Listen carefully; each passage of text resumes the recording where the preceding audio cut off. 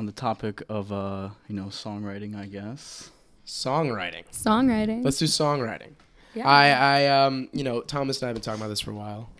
We believe it or not, we plan out our topics, ladies and gentlemen, as well as we possibly like can. 3 minutes And we before rehearse we them. sit down. And we We rehearse them.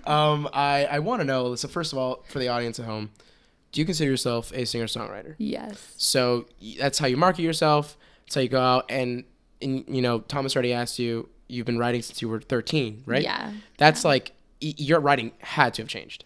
Yes. You have to give us some insight on that. Yeah. So, the topics of a 13-year-old are much different than the topics of a 17-year-old, which are much different than the topics of me now.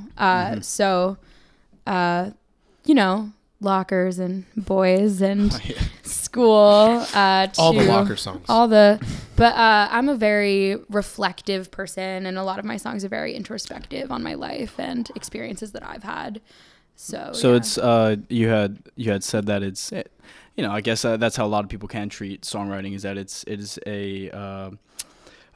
is them venting, so to speak. Totally. It's really a way for me to cope. So I'm not gonna, I get a lot of, me and my friends joke that, I'm incapable of writing a happy song. Because I don't want to write when I'm happy. I want to write when I need to write, when I need to vent. Well, I guess, songwriting in general is very versatile in terms of, narrowing down on just lyrics. That lyrics can range anything from telling a story, a concept album, or what makes good lyrics. Yeah. Is it simply the metaphor, the masking of what is truly there behind fancy words and clever wordplay? What is appealing? Could it be the contradicting context that lyrics have in music, where it could be a happy song, really upbeat sonically, but then as soon as the lyrics come in, you realize, wow, it's actually pretty sad. This is a very sad song. Yeah, that's kind of sad. I think there's something to be said for like both of those things. So I know for me, when I listen to a song a couple times and then experience something and then listen to it for the 50th time, I'm like, shit, like that's what that's about.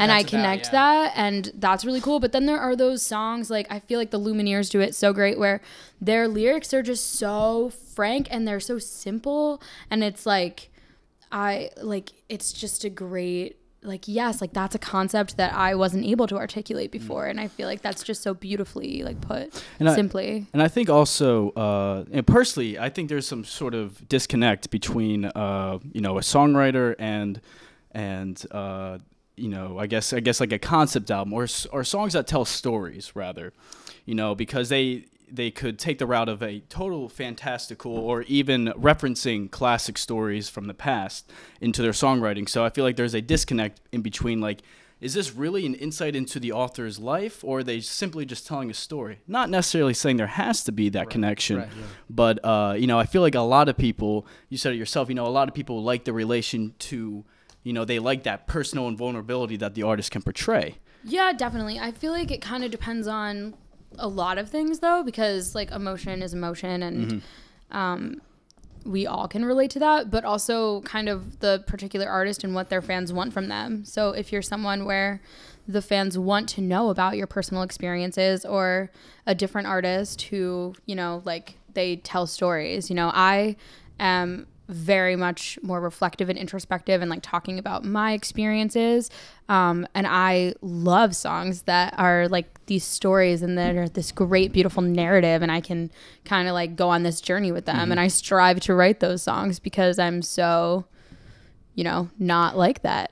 and you're writing it out of your own personal experience though. Definitely. Yeah. Okay.